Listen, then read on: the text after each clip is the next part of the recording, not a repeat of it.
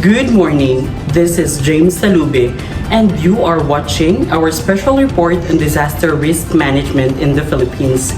Today, we take a closer look at why our country remains one of the most disaster-prone nation in the world, how communities are affected, and what experts say can help improve our current system.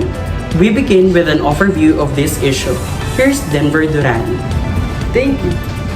The Philippines faces typhoons, floods, earthquakes, landslide, and volcanic eruptions every year. These hazards are part of life for many Filipinos.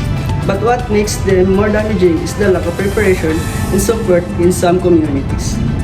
Researchers from the Philippines Institute of Development studies explain that disasters become worse when places lack updated hazard maps.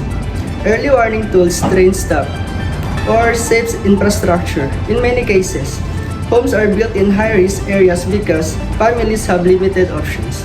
This constant cycle of destruction and recovery while disaster risk management has become a major national concern. Back to you.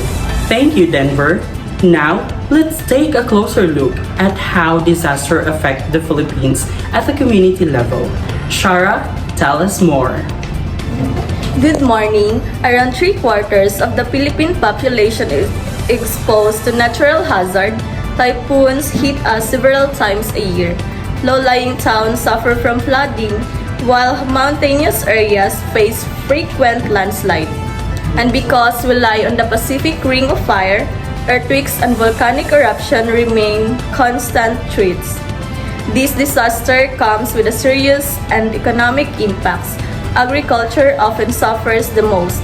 Farmers and the fisherfolk lose their crops, equipment, and income whenever storms or flood occur. Small business also struggle to recover after major events.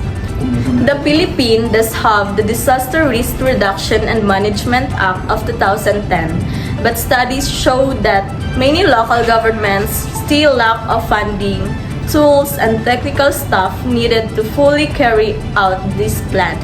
Some communities focus mainly on response instead of long-term preparedness.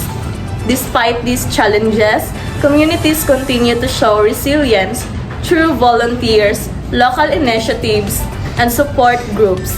Back to you. Thank you, Shar.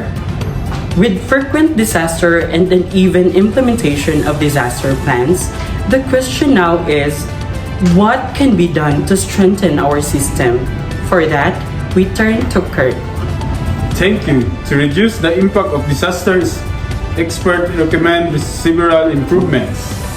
First, the country needs one central disaster management body with clear authority. Right now, responsibilities are spread across different agencies, which can cause delays and confusion during emergencies.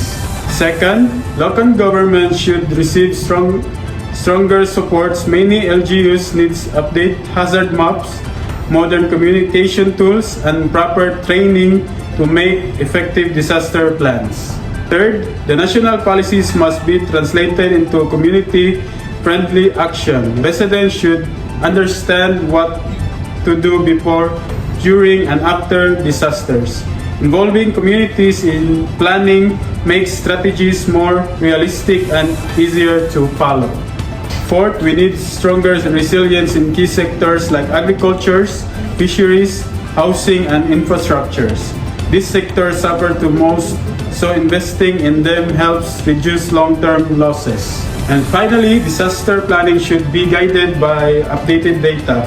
Regular assessment, climate projection, and damage report helps the country learn from past events and prepare better for future hazard. Back to you, James. Thank you, Kurt. To understand these recommendations better, we now go to Princess for final overview. Good morning. Studies show that while natural hazard cannot be avoided, their impact can be greatly reduced. The key is preparation, coordination, and strong community involvement. Disasters slow down progress in education, health, agriculture, and local economies. They They push families deeper into poverty and make recovery more difficult, but with better planning, clearly leadership, and update information, community can respond faster and recovery more smoothly. A strong disaster risk management system does not only save lives, it also protects livelihoods and support long-term and development. Back to you, James. Thank you, Princess. What we've seen today is clear.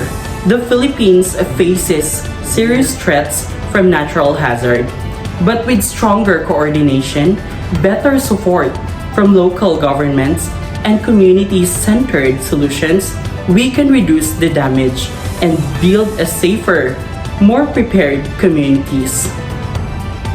This has been James Salubi, and thank you for joining us in this special report.